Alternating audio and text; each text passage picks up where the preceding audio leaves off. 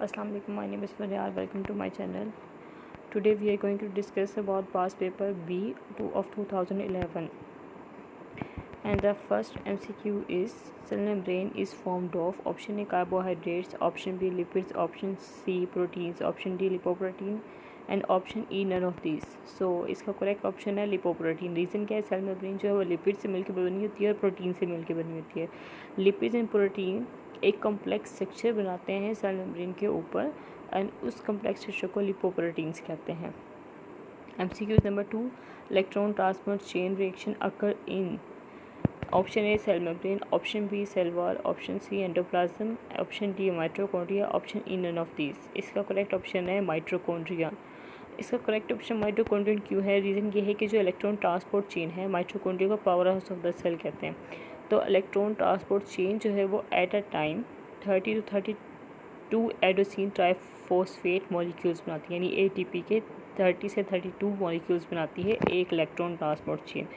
जैसे ये ATP के बॉन्ड टूटते हैं फॉर द एनर्जी, इनमें से large amount of energy release होती है, इसलिए जो है वो इलेक्ट्रॉन ट्रांसपोर्ट चेन माइटोकॉन्ड्रिया में होती है, बिकॉज माइटोकॉन्ड्रिया जो है वो power house of the cell है. MCQ number 3, ribosome in cell are responsible for option A protein formation, option B glycolysis, option C lipid breakdown, option D all of these and option E none of these.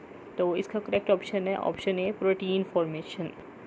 अब ribosomes protein formation क्यों करती है, ribosomes जो है वो rough endoplasmic reticulum के साथ जुड़े होते हैं और रफ एंडोप्लाज्मिक रेटिकुलम न्यूक्लियोलस के साथ जुड़ी होती है. न्यूक्लियोलस से जो अभी मैसेंजर RNA इन कोड लेके आता है, अमीनो एसिड की सीक्वेंस लेके आता है, उसको राइबोसोम्स ही ट्रांसक्राइब करते हैं और ट्रांसक्राइब करने के बाद जो है वो उसको प्रोटीन में चेंज कर लेते हैं, यानी initiation, elongation and termination of peptide synthesis जो है वो राइबोसोम्स ही करवाते हैं, बिकॉज इनके पास मैसेंजर RNA मौजूद होता है. अब है option MCQ number 4, Golgi complex is responsible for option A carbohydrate metabolism, option B protein synthesis, option C lipid synthesis, option D none of this and option E all of this.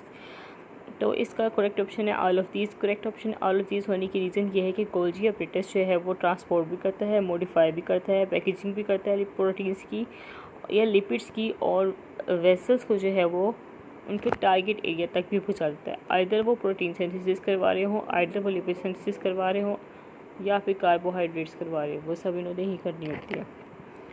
MCQ number 5, basic excretory chemicals in all the cell is, यानी किसी भी cell का basic excretory chemical क्या होता है. तो option A है इसका यूरिया, ऑप्शन बी है uric acid, option D ammonia and option D none of this and option E all of this. तो इसका करेक्ट ऑप्शन है ऑल ऑफ दिस. क्यों है, जैसे ही किसी सेल में या बॉडी में एक्सक्रीटरी प्रोडक्ट्स बनते हैं तो अमोनिया बनते हैं, अमोनिया और यूरिया. अगर प्रोटीन की कैटाबॉलिज्म हो रही है तो उससे वेस्ट प्रोडक्ट अमोनिया और यूरिया बनेगा. अगर हमारे पास न्यूक्लिक एसिड की कैटाबॉलिज्म हो रही है तो यूरिक एसिड बनेगा. तो ये तीनों ही इसके करेक्ट ऑप्शन है, तो ऑल ऑफ दीज आ जाएगा. MCQ number 6, oxygen transport from lungs to tissues occurs through option A difference in plasma membrane in pressure, option B solubility in plasma, option C attachment with RBC surface and option D none of this and option E all of this. तो इसका correct option है all of this.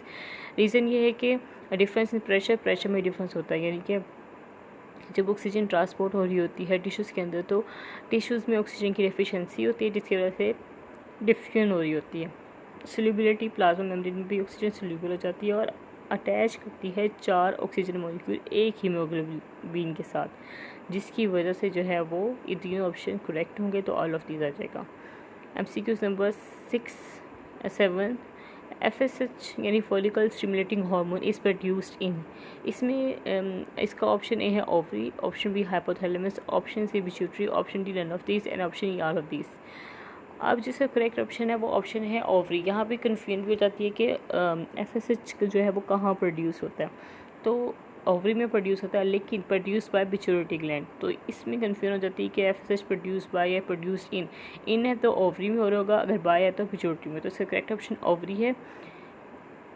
FSH का काम क्या होता है, follicle development करवाना, oestrogen produce करना और सेकेंडरी कैरेक्टर्स को कंट्रोल करना. MCQ number 8, lipase is an enzyme responsible for option A carbohydrate metabolism, option B lipid breakdown, option C protein break down, option D none of these. तो इसका correct option है carbohydrate metabolism. Lipase enzyme जो है basically वो break down करवाता है starch और cellulose की। Starch and cellulose both are carbohydrates, तो इसका करेक्ट ऑप्शन होगा carbohydrate metabolism.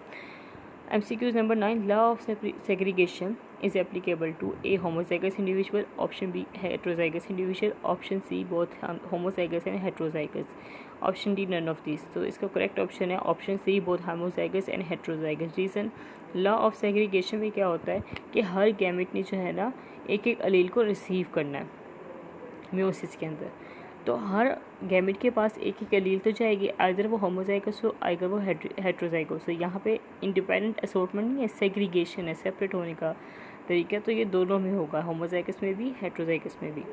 MCQs number 10, sex link genes concerns, option A sex character, somatic, option B somatic character, option C mostly somatic character, option D none of these. तो इसका correct option है sex characters. Reason क्या है, जो genes किसी भी sex chromosomes यानी X and या वाई क्रोमोसोम्स पर मौजूद होंगी उसको सेक्स लिंक्स जीन कहा जाएगा, जबकि सोमैटिक करेक्टर्स वो वाले करेक्टर्स होते हैं जो सेक्स लिंक्स के अलावा दूसरे क्रोमोसोम्स में मौजूद होते हैं। If there is any question you can ask me in a comment section. Thank you so much, see you soon, अल्लाह हाफिज़।